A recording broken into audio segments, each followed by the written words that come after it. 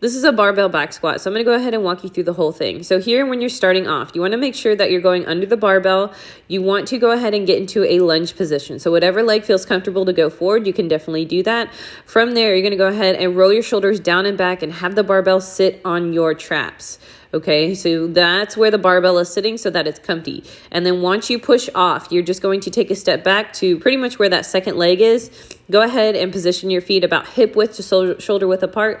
And then from there, you can pretty much start performing your back squat.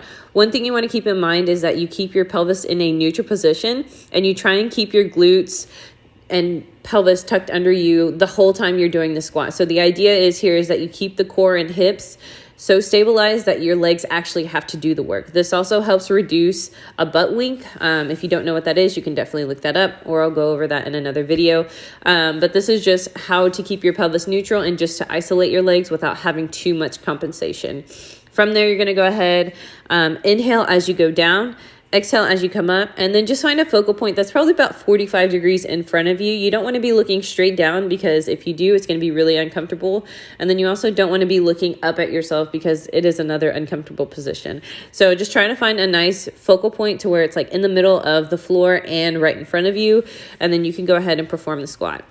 Here, you want to make sure when you're doing the squat and sitting back down, like sitting down in the position, you don't want your hips shifting to either side. If you notice that you're shifting, or somebody says you're shifting, or if you video yourself and you notice you're shifting, that's a sign of a weakness. Another thing too that you want to be mindful of is the caving of the knees. You don't ever want the knees to go in the center or be wobbling as you come up. If you notice that, the weight may be too heavy. So don't feel bad for reducing the weight to get the proper form.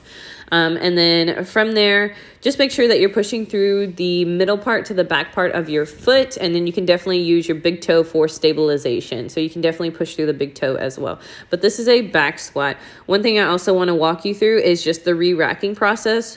Once you're done, since you only took one step back, it should only take you about one step forward to get you back to your starting position.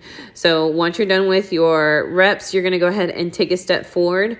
And then from there, you're going to go ahead and make sure that both sides are secure before you do anything. So go ahead and go to the area that you're trying to rack this at. Look both sides first, and then go ahead and drop the weight softly. You don't ever want to rely on the mirror just because of depth. And you also can't really see everything. So go ahead, look both ways first. Then you can slowly lower the weight. Don't just plop it down. And then when you come out of this, you want to make sure that you're doing this safely. So you're bending, again, shifting your hips back, bending the knee, coming out of that lunge position so that you can safely get out of your back squat. But this is a back squat.